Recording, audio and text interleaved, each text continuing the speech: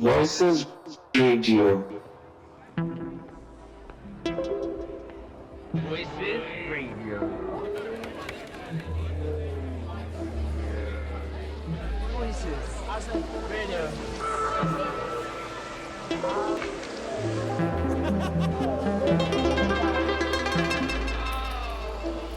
Voices Radio. Voices Radio. Radio.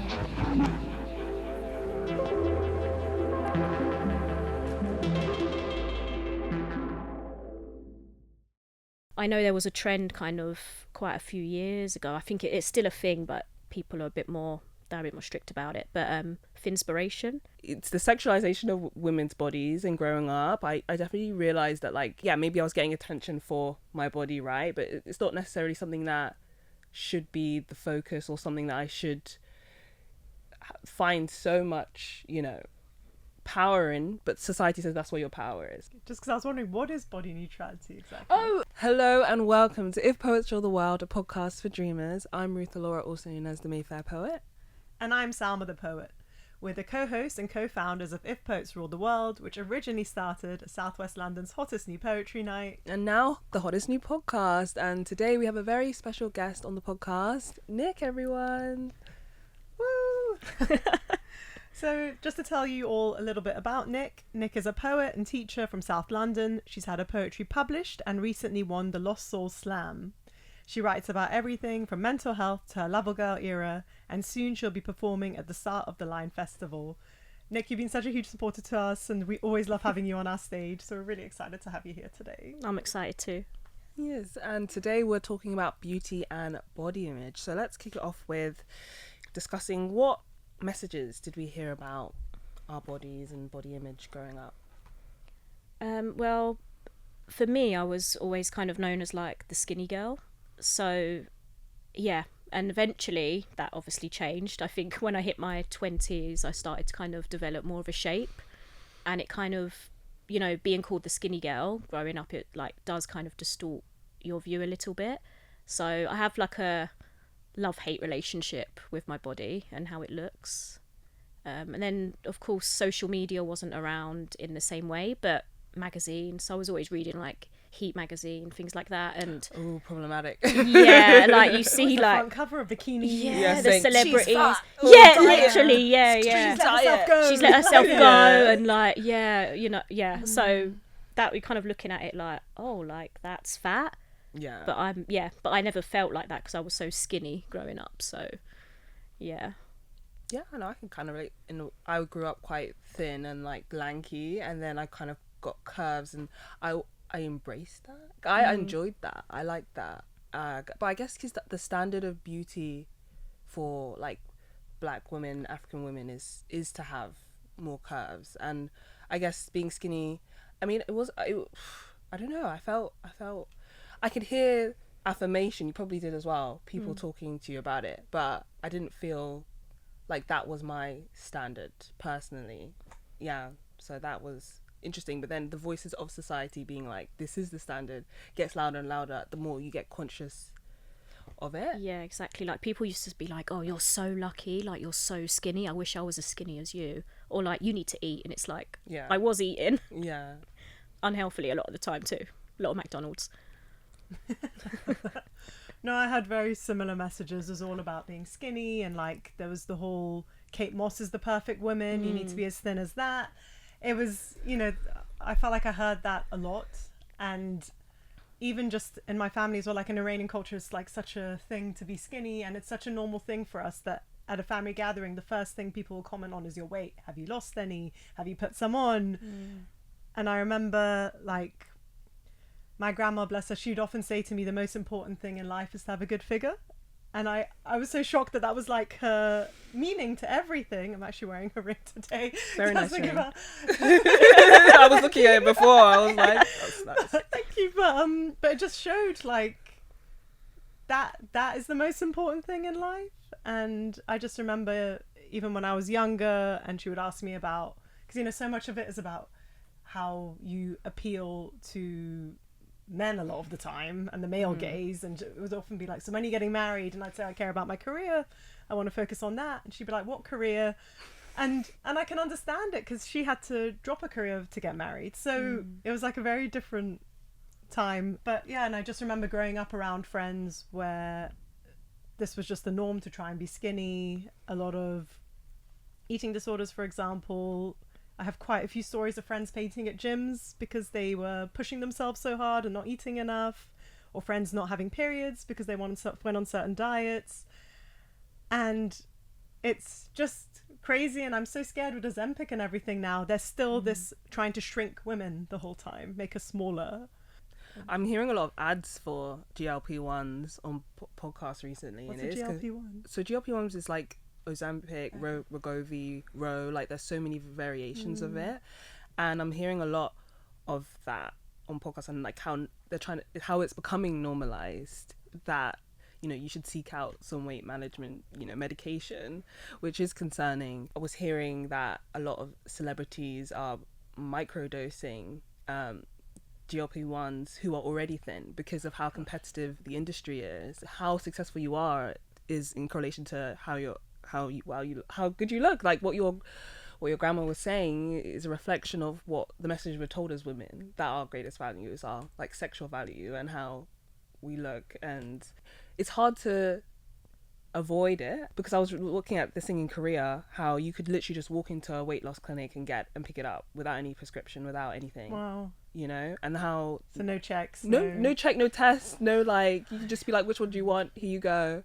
And how that could be the reality in this country, in America, very soon, if we don't call it out, because it shouldn't be normalized. No, definitely not. And must be really dangerous as well. So if you don't know, like, if it's not regulated properly, sometimes you don't know what you're taking. The rise of like skeletal celebrities in the media at the moment is like a direct reflection of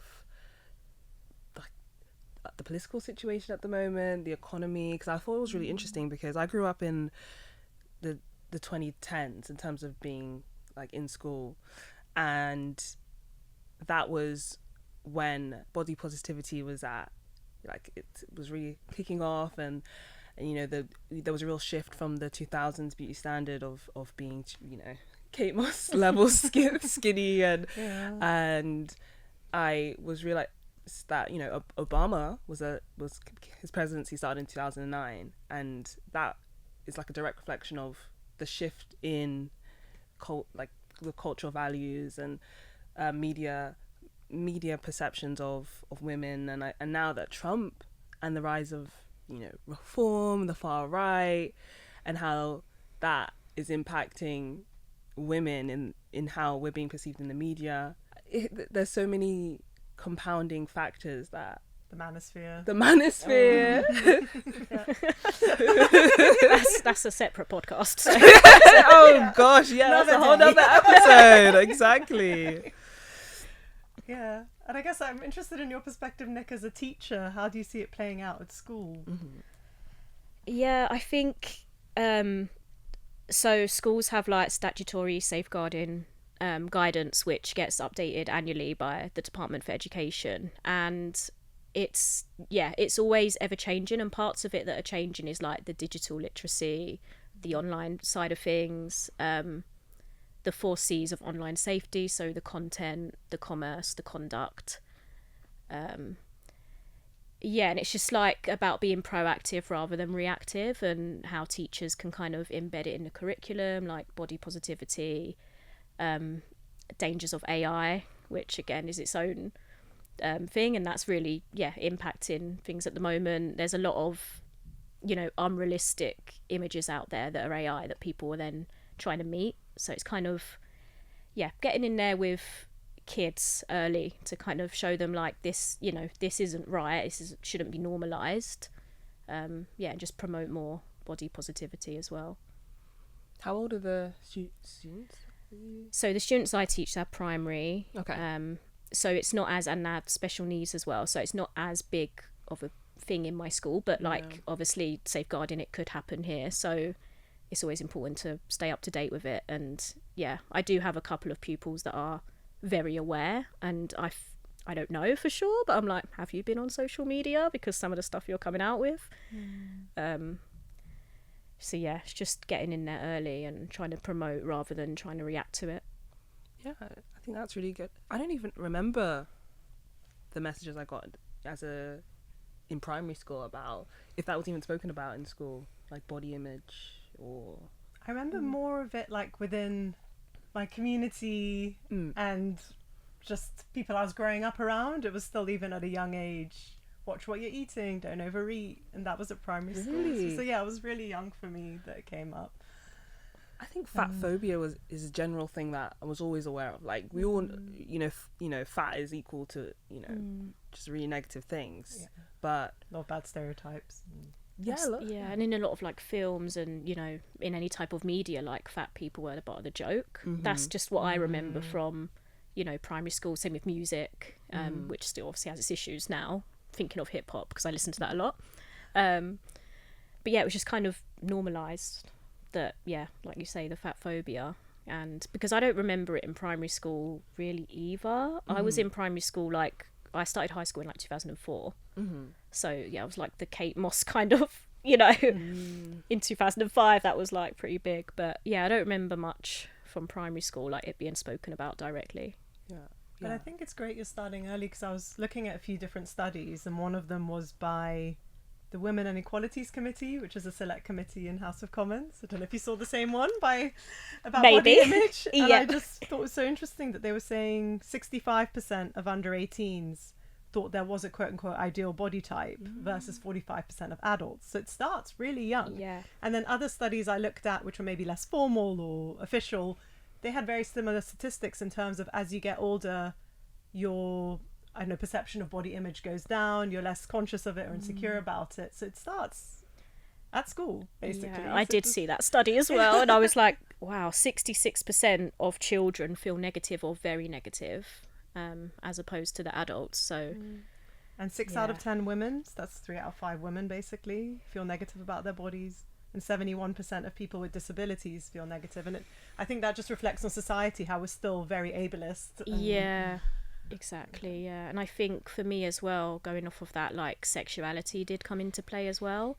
Like when I was kind of discovering myself and I was gay, I was like, oh, but like it would be easier if I just was a boy or looked like a boy. And especially when I started to, get my curves and stuff. But obviously like trans people, that must be awful for them in themselves to already like feel like they're the wrong gender, but also then to look at their body physically and not be okay with it. So I noticed that in one of the studies as well. And then going back to culture as well, I don't know if either of you watched Devil Wears Prada. Yeah, the new one or the old one or both? Yeah, both. I've watched the old one. I watched the old one the same day as I watched the new one. Oh, so the first time ever? No, I've seen it before, but I was like, I just want to remember, and I like that the new one had a lot of nods to the old one.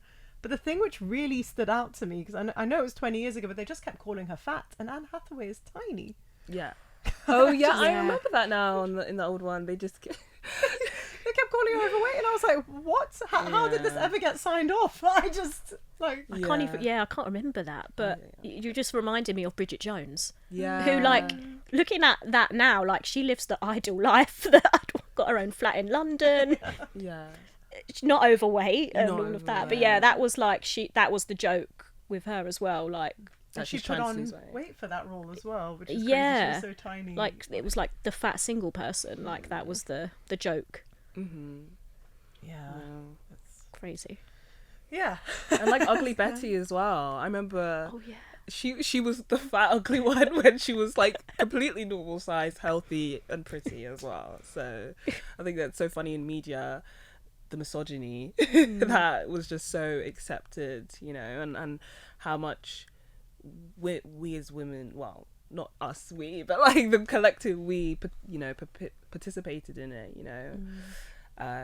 but I think there is more awareness now of it, because like in the new movie there was less of that. But I remember there was a joke there where she was just like, oh, there's going to be plus size models, but like who really wants to see that? It was like a joke. I know, Meryl Streep did crack me up because it was very representative of like what like, a lot of the older people probably are thinking. Like, all the generations.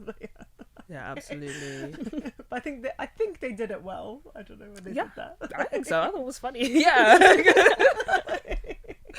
But I also think there's so many contradictions, right, as well, because in some ways where there's the overconsumption and we have obesity as a growing issue, and then we've got the complete opposite as well when it comes to, you know, eating disorders. And but also the other message I found very confusing as well is like how much racism there is in beauty standards and growing up. And but on the flip side, I always wanted to be really tanned, and that was attractive, and I always found that really confusing, like the messaging. Yeah, because I feel like growing up I was less affected by body image in terms of the super thin, or maybe because there was the changing standards as I was growing up, but I could definitely see, you know, the Eurocentric whiteness as being pushed as like this is an ideal, and because that wasn't a message that I was getting at home or had internally, so I was just observing it being played out like around people around me, or like in the media, and I was just before I had language for it, understood it. The older I got and the more I had language for it, I was just like, well, this is obviously wrong. There is a book about it actually by sociologist Sabrina Strings, Fearing the Black Body, The Racial Origins of Fat Phobia, and how it's deeply rooted in anti-black racism.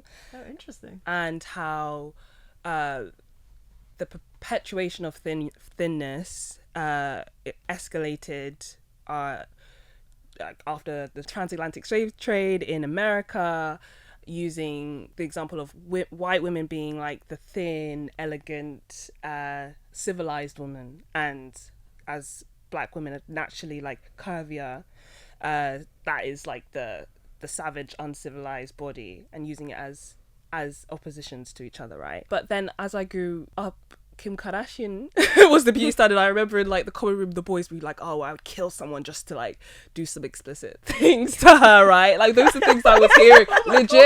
I remember I was just thinking men are crazy. Anyway, no, literally that, because like she was the beauty standard, and obviously her body type is just like very common in like African body types. And I was doing some research into the African beauty standard in terms of people who are living there, because I'm aware of it, but I was like, I have not lived in Africa to experience it. And there was this girl on TikTok, she was just saying like, she was really, really thin. She was just saying like she's done trying to fit into the African beauty standard, which is to have curves, right?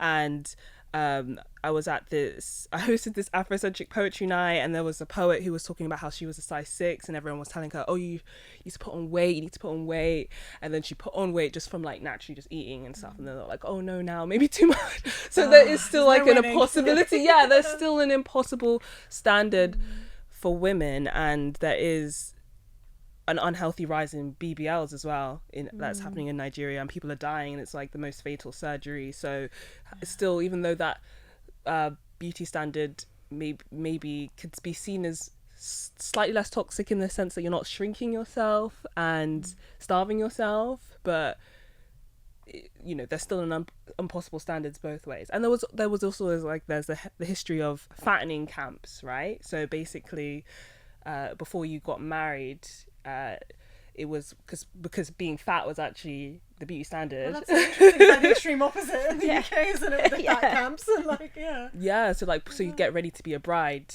you go to fattening camps. I don't think that I don't know how common that is now, but I remember my mum telling me that like being bigger was just like better. Men wanted that and still do, but see, if you're here, it's like, I need to lose weight for the wedding, like I'm getting married, it's like a whole thing. And it's just, you know, a capitalist incentive for us to hate our bodies, for us to want to go on extreme diets, you know, go to the gym every day, do these Pilates classes.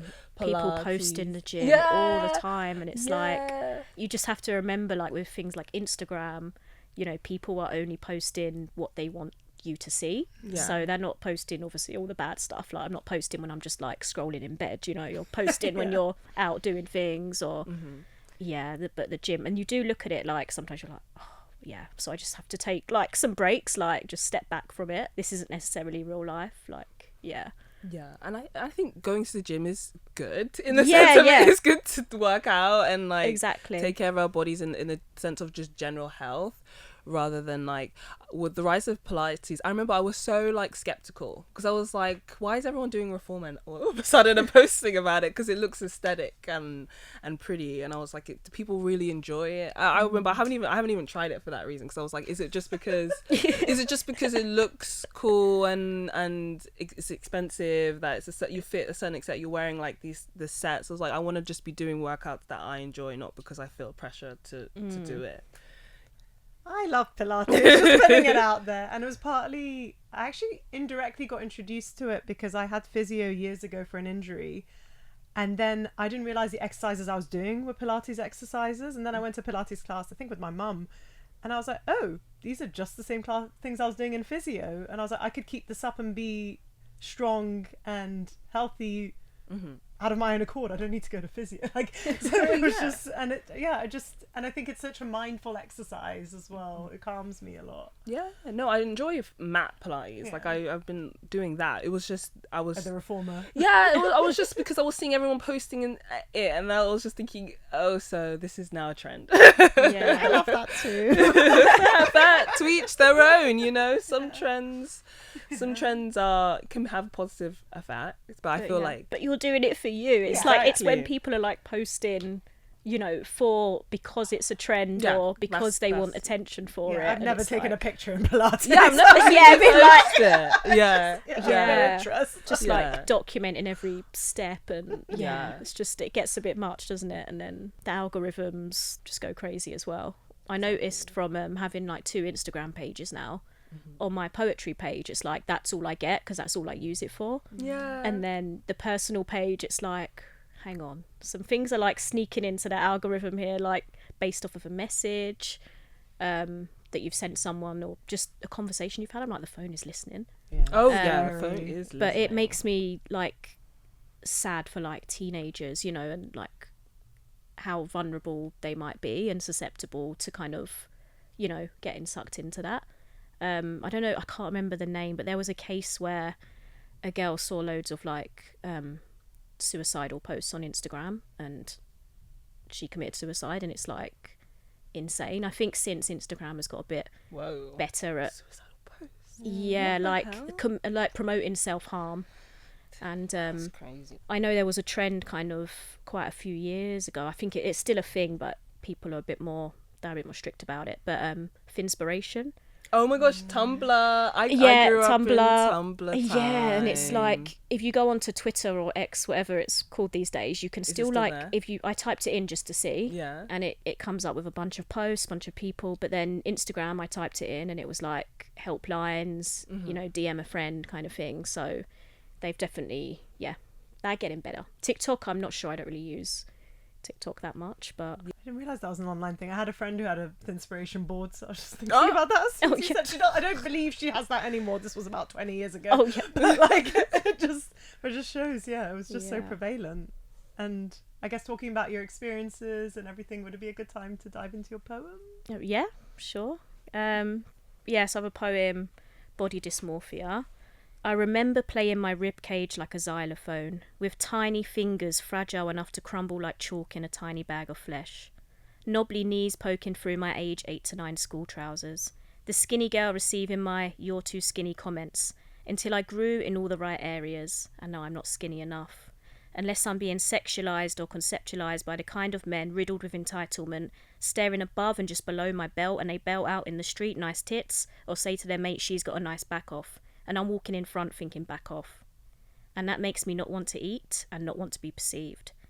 I just want to grab hold of my body and rip it open like a lion tearing into the carcass of a deer, ricocheting between wearing baggy and tight clothes, no longer playing the xylophone, brushing those tiny fingers across my ribcage. Now I play the piano, pushing fingers into my side until I feel the bones and the creases in between. Sometimes I find myself admiring my shape, seeing the ideal female figure the great Renaissance poets wrote about, or the sculptors shaped. No longer starving myself and telling my friends I've already eaten, when truthfully I'm feeling beaten, and it's been 2 days since a full meal touched my lips. and I was living off of scraps like a backstreet rat with sunken eyes and sunken insides, like an addict looking for a fix. Wait, I've lost weight, and the mirror nods in agreement. The cycle repeats and I don't eat. Wait, I've put on weight, and then the cycle breaks.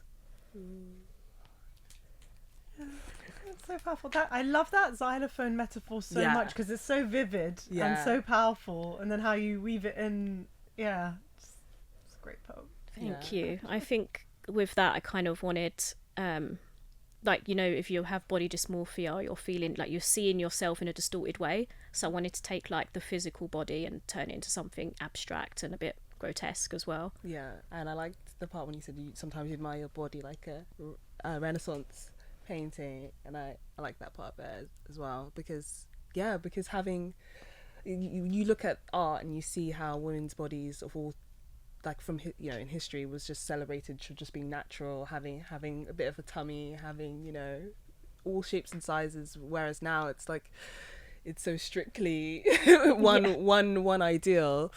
It's interesting that you said it's. Do you think it is strictly just one ideal now? Because I thought it might be more mixed, because you've got the BBL to some extent, then you got the skinny, then you got other people, the body positivity. Well, I think everyone has their own ideals. Like for me personally, I have pretty good image of myself, and I've always looked in the mirror, and I for a lot of the time just thought like I love my body, and So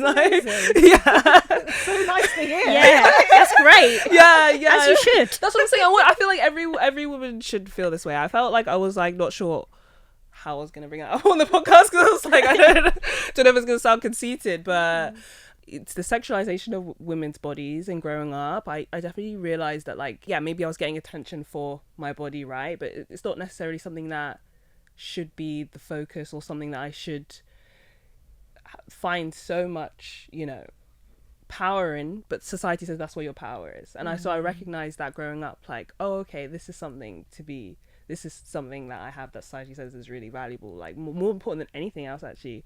And then you realize quickly that beauty is the most important thing that women should be striving for as a whole. And then it was getting older, it deconstructs that, and it wasn't something that my family even encouraged, because my family was just like, go get a degree and go do a good job. But yeah, it was always outside noise. And now as I get older, I'm just like trying to embrace like body neutrality a bit more than just getting so much of my value from how I view my body. It's funny because I remember a friend similar to you. I was reflecting on like different things that happened growing up, and it was at uni. It was like all my housemates one time, I think it was over dinner, but someone said, maybe it was me even, what is your least favorite body part? Oh. And yeah, and everyone had something to say, and then one of my friends said, I don't have one. And I just couldn't believe it. I just kept being like, what do you mean? I just was like kind of almost pushing, like, how could you not have a lease? And she's like, no. And she's like, don't get me wrong, I don't think I'm perfect, but I don't look and think I hate anything about myself. I'm happy how it is. Like, why I don't want to change it. And That's so good. Yeah, no, I've often thought, like, if I ever had a daughter, I hope I can raise her to feel that way about herself, because that for me was just incredible. And then we were all nitpicking, and I felt like, okay, maybe I've come far, because I can't even remember what I was nitpicking about at that time. But yeah, so it just made me think of that conversation, and I love that you had the same experience.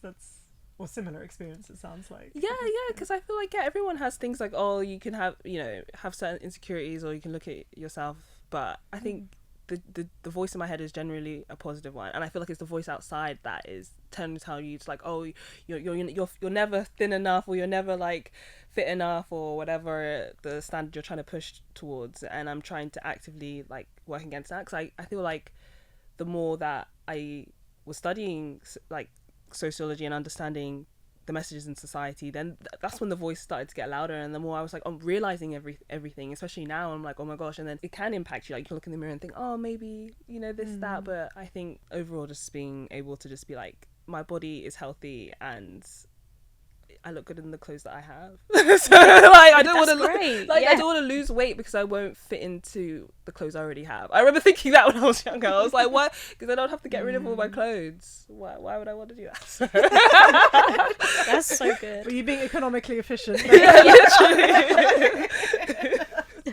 I think for me as well, it's like coming with age. So I think I view myself in a better way just the older I get. I think when you're in your 20s, especially, like kind of figuring things out, and things like, you know, how you feel about your body can be part of that. But now I'm like, obviously it's up and down. It's not, I have days where I'm like, oh, I don't feel like I look good today. I'm going to wear like a baggy jumper to work and do that, for example. Or obviously performing. So this is something I've just been doing for a year, and you're very aware, like you're in front of a lot of people and, you know, you're being filmed, and if I'm sharing content, it's like, oh, I don't know if I should share that because I don't like the way I look. And it becomes less about like the performance itself. But overall, I think since I've hit my 30s, I think I'm just a lot more comfortable in who I am in a lot of ways. So yeah.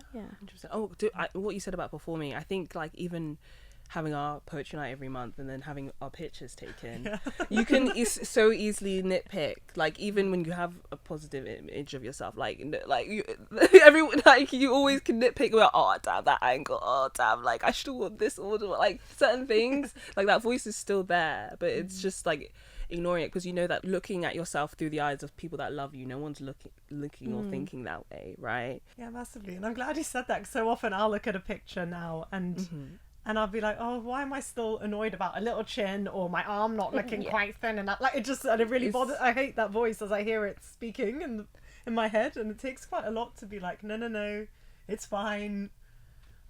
Yeah, I feel that same way. You're not alone in that. I was like, everyone feels this way. We all it's And how do you both feel about things like plastic surgery and Botox? And if you're doing it for you, like truly for you, if it's something you feel the need to do, like plastic surgery, I don't know, some people might want, you know, a nose job, for example, to make themselves feel better. I think it becomes an issue when it's like, you know, you see posts like, oh, so and so spent thousands to look like XYZ, to look like this celebrity.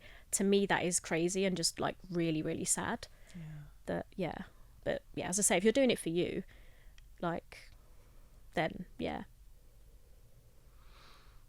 don't know if I because I agree in the same way, like in the sense, like maybe if I had an insecurity that was literally impacting my day-to-day life, right, and then because you hear people say that they've got something done and they've never looked back and they feel amazing because of that, and you know, I wouldn't, who am I to I wouldn't judge them. But I think for me personally, I think the constant work is to continue to embrace yourself the way that you are, because there's always going to be something that you can change, like, and once you start going down that rabbit hole, you know, like Botox, because it seems so accessible now, and it seems kind of harmless in the sense that, like, you know, so normalized. Like my manager the other day was like, oh, I've then got Botox because she's getting married soon, and like certain things like that. And once you do that, it's like you're not gonna have to keep doing that, and you're gonna keep wanting to like achieve that perfect AI skin, which is impossible because it's not real. So I have mixed feelings about it, because I've generally had the view, like what you said, Nick, like if it makes you happy, then go for it. And I know you touched on that too, but I do also just worry, because I've also had friends who said it gets addictive and then they've suddenly regretted how far they've gone, for example. And I know also for me, my own personal experience, in my early 20s, I really wanted to get a boob job. And my ex at the time was really supportive of it. But now I'm so glad I didn't, because I'm happy with how I am. Yeah. And it just shows how your mind could change. And I guess that was kind of quote unquote fashionable at the time. I'm sure other people have had their boobs done and they're really happy with it. But it just, that sort of thing worries me a little bit. And yeah, Botox, like you mentioned, I felt like I was slightly judgmental of it for a while, but a lot of my friends have done it and it looks great. And then a part of me was like, am I judgmental because I'm terrified of needles and things going wrong, like hitting a nerve and then suddenly you're frozen forever? But I was wondering, worst case scenario. Right there, I didn't even think of that. Just frozen forever. I'm like, it's not worth that. But then I was like, what's the difference between that and, for example, I've got really into skincare over the past few years. One of the most expensive items I own is an LED mask, and I thought I was someone who wanted to age gracefully, right? And I was quite proud of that. And then I'm like, actually, I'm basically doing the same thing in a way, trying to, downplay the wrinkles. And no, you don't think so?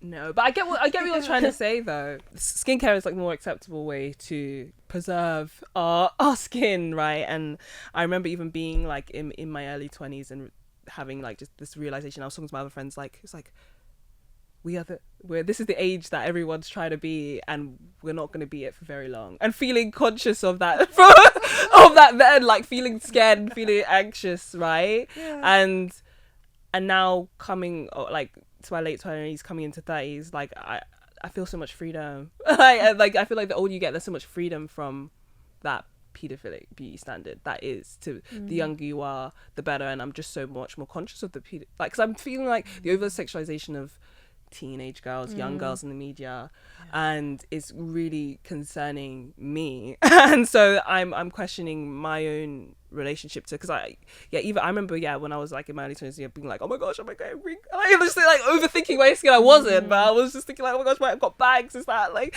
because that's the message you're seeing like all the time, the adverts, everything. But maybe I'm less critical of non-invasive skincare, so like your LED mask and things like that. If you feel like that brings you joy and it makes you feel like you're taking care of your skin, but do you still feel like even though when you're doing that, you're okay with, if more lines come, or do you feel like you may go down the other route? I don't think I would go down the other route. Partly because I'm scared of losing my nerves, like I said, but also just there is a part of me which wants it to happen naturally, and then I feel like I'm a bit of a walking paradox, because on the flip side I've started getting greys and I think they're really cute. And my hairdresser will be like, do you not want to do anything? And I'm like, no, leave them, I think they're quite sweet. It just, whereas I know so many of my other friends will be like, why would you not dye them or get rid of them? And I was just thinking of that exact example. Like, I found a couple of greys and I'm like, no, it's fine, like it doesn't bother me at all. But I've never dyed my hair or anything, so I'm hoping that means that, I'm saying I'm hoping so that I do go grey later. But yeah, no, it's interesting. I also had a boob job phase where I wanted a boob job, but again, as you say, you enter like your late 20s, your early 30s, and you kind of just, you feel a bit more settled with it. Yeah. But yeah, the grey hair, so is dyeing your hair from grey any different than, some of the other things, like less invasive than, things like Botox, of course? Like for me, it's my teeth, and like to get them cosmetically done, is that any different really from like getting them healthy is different than getting them cosmetically done, for example? You like veneers or I don't know. We need to go deeply into it. That's me being nosy. I don't know. I'll let you know. But when I decide, like white. Like I have had the front one fixed, but just to get them a bit whiter and stuff. But I don't know. See, this is the thing. Yeah, there's a scale of it. I don't know if I think that teeth whitening is too then bad. You almost then start thinking, is makeup bad? Like if exactly. I think the thing that terrifies me a little bit with AI, with social media, with everything becoming more accessible is like when we watch reality TV, for example, like especially things like Love Island, I'm just like, everyone looks the same, and it just, that freaks me out, the whole identical, and it's like, I don't look like that, and I don't think I want to either, but it does scare me a bit. I don't know.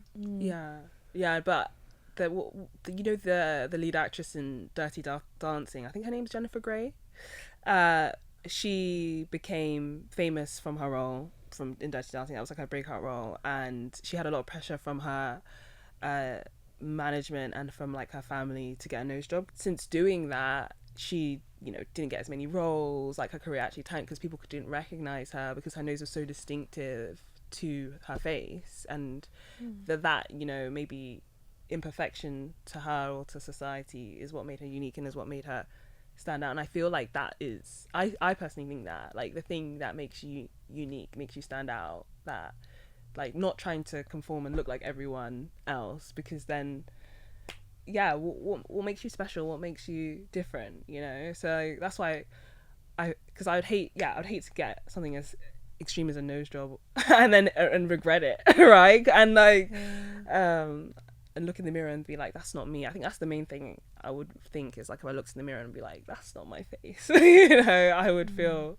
It's such a central part of it as well. Yeah. It's interesting you mentioned noses, because Iran's like the capital of the world for nose jobs, basically.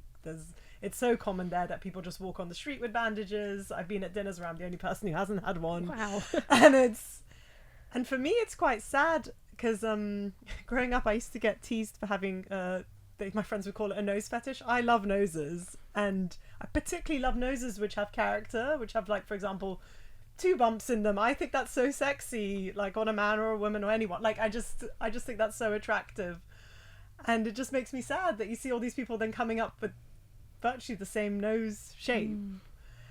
And not that I don't think those noses are attractive too, but it's just like, yeah, like you said, it's a big part of who you are, and it's. Yeah, I think that's how I feel about like getting your lips done, because sometimes like it's just so noticeable from the get-go. You're like, whoa. And again, like to each his own. That's something you want to do, but again, like you say, it does take away your uniqueness if everyone's walking around with the same kind of cosmetically done lips. So Exactly.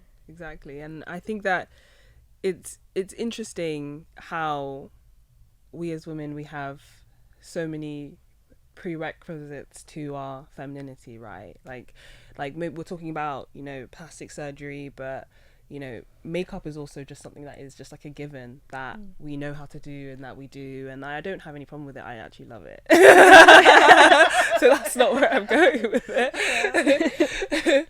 But I find that as a construct, gender, femininity, how that is something that is so attached to it, and whereas men, you know, they can just like have a shower, throw on something they wore yesterday, yeah, and then they're the standard, and then like how much that you know, companies are profiting off of us buying these cosmetics. They are expensive, and like, you know, to continually keep up this appearance of femininity is something that is worth questioning and something to looking at. And that brings me on to my poem, which is called Woman, the Performance. We wake backstage, preparing our role to step into a world that demands control. We shower, shave, transforming ourselves to bloom. Plucked and fragrant, we mask the room. We affirm with whispers a fragile truth. Armor is needed to carry our youth. We rehearse our lines, a script not our own, polite and measured, our voices toned. We walk in heels that pinch and bind, yet smile as though we don't really mind. We wear expectations like a second skin, be soft, be strong, but never give in. We're told to glow but not outshine, to lead with grace, yet stay in line. And so we perform a delicate art.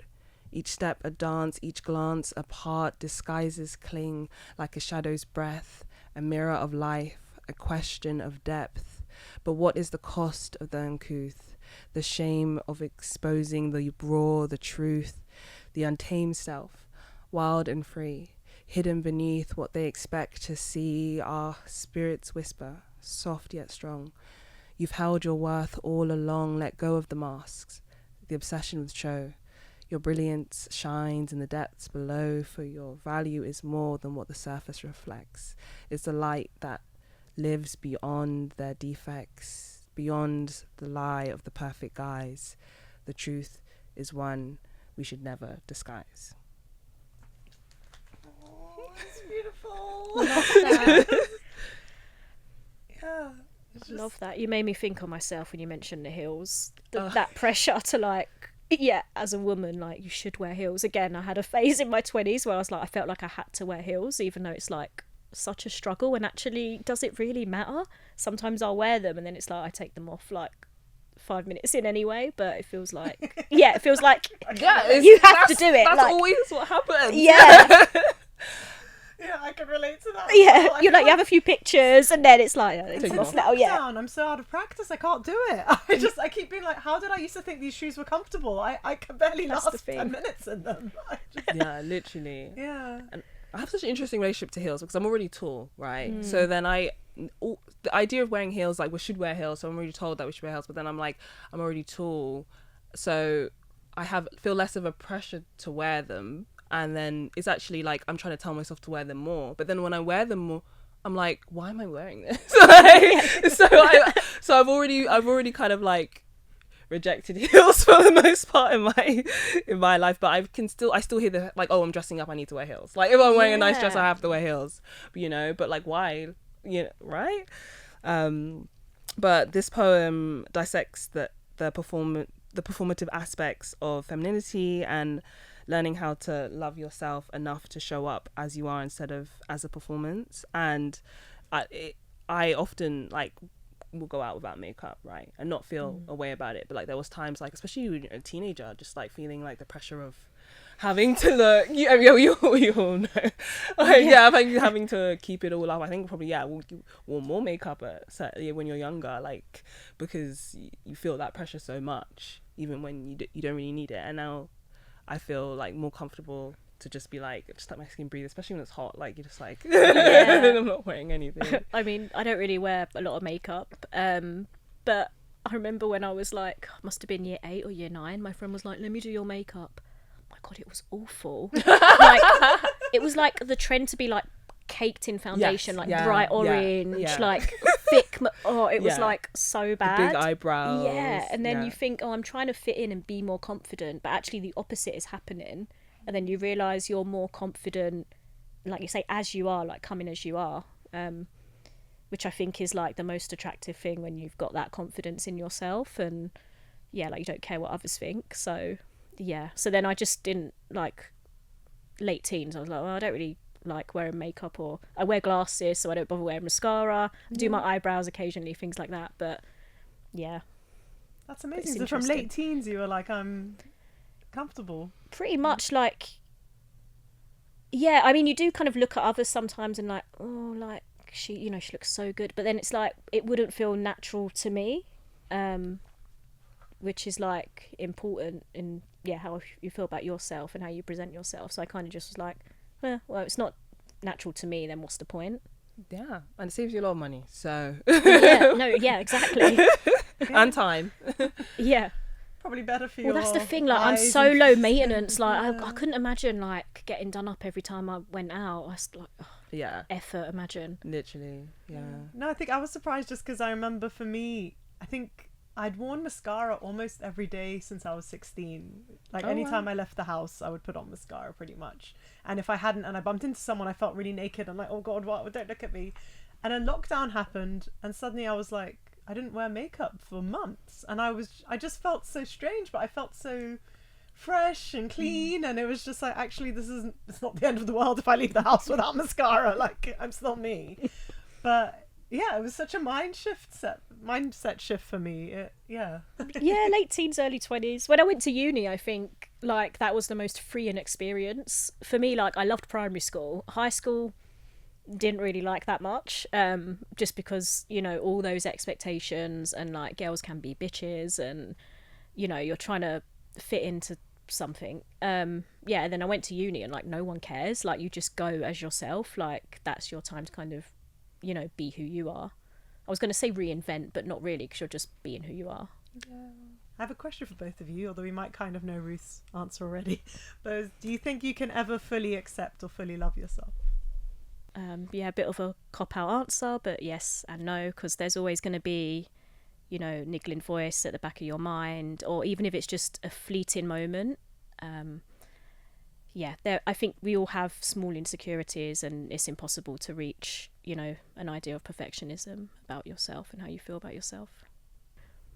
I agree. Like even though I have a positive self-image, but I still, everyone has the niggling voices. Everyone has something that's like, oh, they wish it could change, or they wish it was different, or like you just accept yourself. And you can, I'm sure there's people who are really enlightened and like live, but they must I just imagine that they live in a forest somewhere. There's like less pressure you know, like, because I just feel like the way society is set up right now isn't conducive to that kind of self-love and self-acceptance. And yeah, so I feel like we'd have to radically change society before we could reach that level of like completely like natural beauty is celebrated, where just like absolutely nothing is added, and like, which would be a beautiful place to be. But like throughout history, we've always, women and men have adorned themselves as like a celebration of yourself as well. So it's like one way of looking at yourself, like, oh, okay, I accept myself who I am naturally, but also I want to add some decoration sometimes. But it's just the levels of that and the extremeness, and how far you go. Yeah, it's true, because I guess they say fashion is also a form of self-expression as well, isn't there?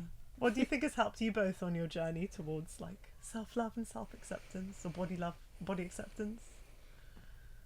I think, just as I kind of mentioned earlier, just it's kind of come with age, and just because you just don't feel the same pressures you did like as a teenager or as a woman in their 20s, and I think there is, even though it's not 100% and there's still a lot of work to be done, there is a lot of positivity out there now, and different images and things, and it's just not as stressful as it felt when I was like a teenager, where it was just in your face everywhere. This is how you should look, you should wear makeup, you should wear skirts, like, I was a tomboy, so yeah, that came with it as well.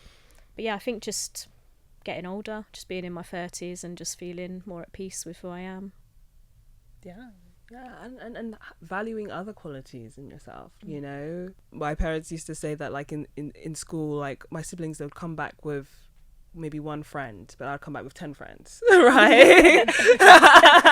And like there's other qualities and gifts that we all have that we can celebrate and make us love ourselves, not just because of how we look. And what's made me like love myself more, I guess, is by rejecting society standards. The more I do it, I think as a black woman, because I've always been interested in like race theory and things like that, interrogating the messages that I'm receiving, you just have so many examples of where black women have to be the butt of some sort of joke or some sort of negative thing being said. Look at the amazing black women in history, like Angela Davis,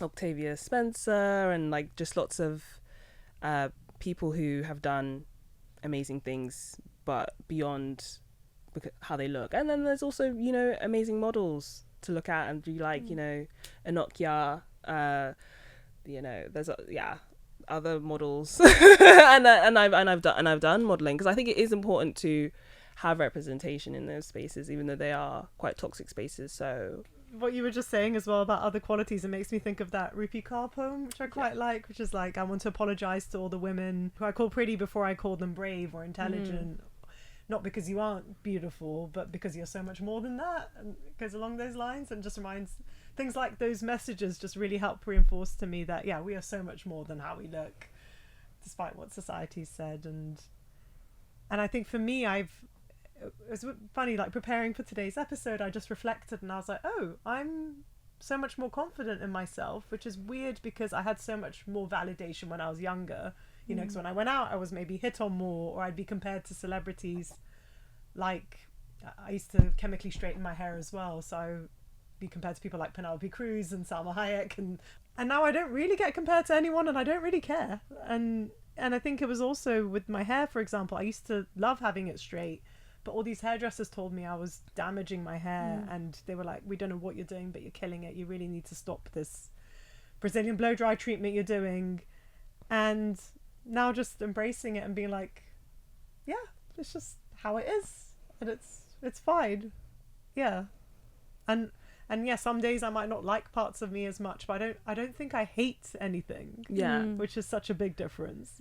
And the self-hate or the self-hate talk isn't there in the same way that it used to be. Our self-love and self-acceptance is radical and anti-capitalist. So the more that we do it, we are doing something radical and rebellious, and it should be celebrated. Like, the more women are just like, oh, I just love how I look today, and we should just be like, yeah, like, you know, because like it's like that meme, the Mean Girls, where she's just like they're picking apart things about themselves, and they look at Lindsay Lohan's character, and she's just like trying to figure out something that she hates because she grew up in an environment where it's like not as important how you look. And I feel like that's the ideal place to be. You know, we were just like, this is me. Well, maybe it leads on nicely to my poem, which is called I'm Sorry, and it's addressed to my body. The stretch marks on my bum to remind me I'm born in the year of the tiger. The cracks on my heels for all the paths and fields I've trekked across. The little biceps in my arms, built from years of pushing myself despite the odds. The belly button ring, so I keep embracing that reckless 17-year-old. The body hair which grows back thick and fast, a symbol of my heritage. The random patches of eczema to let me know when I'm not okay. The nails which can't grow long without breaking, so I never stop choosing adventure over vanity. My smile, the reason for all my wrinkles, and my best feature. My beauty spots littered all over me, souvenirs from my favourite holidays. My cellulite, a genetic feature from the legends that came before me. My vessel whom I have hated for the stupidest reasons, the reason for my being. Oh, yes. Love that. Yes. Yeah, I was trying to reframe how I saw these things, which I'd like nitpicked for so long, and for what?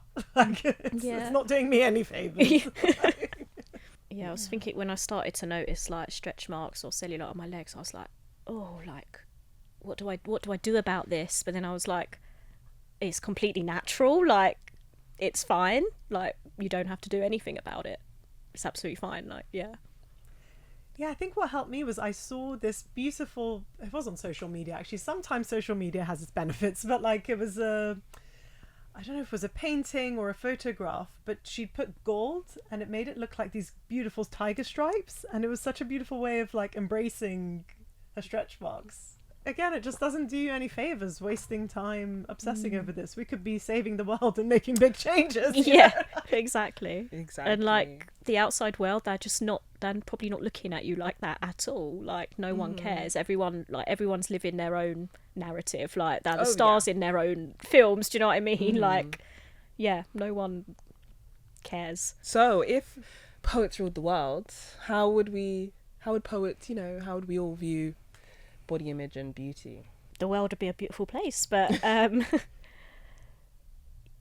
yeah, I think it's just subjective, isn't it? And it's just about empowering, others, but also like having your own empowerment and feeling good about yourself. And I think already the poetry community is so good at like lifting each other up, and imagine if just that was the whole world, like everyone was doing that, just empowering each other and making each other feel good. And yeah. Sorry, I just have this image of us clicking if we liked someone. Oh, yeah, what was? Yeah. That'll be the cat calling. Yeah, literally. That's hilarious. Yeah, I feel like we'd celebrate different types more, Yeah. and the fact that we are attracted to different things, and that's a really beautiful thing about humans, that I might find someone the most gorgeous person and you'd be like, actually, they're not my type at all. I'd go for this person. I might not see it, but I think that's incredible. Absolutely. I feel like if poets ruled beauty and beauty standard would stop pedestalizing beauty as much, because I don't feel like it's a huge value in our community, and that maybe we'd redirect the anxiety that we've been trained to feel about our bodies into something's more productive, like you were saying, maybe reading more, getting involved in our communities, paying attention to local and global politics, and sharing our gifts more. And I just feel like that is body neutrality is the goal. Just because I was wondering, what is body neutrality exactly? Oh, yeah. So I just kept saying it. And then so body neutrality is just feeling, neutral about your body. So it's just like, it exists as a function. It's actually, I'm a vessel for your spirit, your soul. I'm not, nitpicking it every day. I'm just like, it's like full acceptance. It's like, I don't fully love it. I don't fully hate it either. It's just my body, because maybe my focus is somewhere else. Like, oh, I'd really love to finish this book or learn more about this, or I really want to do this or that. But I guess, like, at the same time, if you're an athlete, right, you might have specific goals on like hitting personal targets, but it's less about like how I look. It's like less, I'm not trying to be like a size 2 or whatever the goal is for women these days. It's like, this is my body. I want to embrace the changes of my body as our bodies are going to change and put on and lose, and like that's just normal. Anyway, that brings us to the end of today's episode. Nick, can you please tell our listeners where to find you? You have some on Instagram as Nick the Poet. NIC? NIC, like the special. Oh, sorry. I thought you said. Was like... Yeah, sorry. I thought you said. And I see. So I was like, what? Yeah, sorry. Helpful. So okay, you see. And I see the poet on Instagram. And I'm Salma the Poet, one word, on Instagram. And I am at the Mayfair Poet on Instagram and TikTok, and at Ruth Elora for more podcast content and things like that. And you can find us both on If Poets Rule the World on TikTok or Instagram. Yes. Yeah. See you next month, guys. Yeah. Thank you for joining us.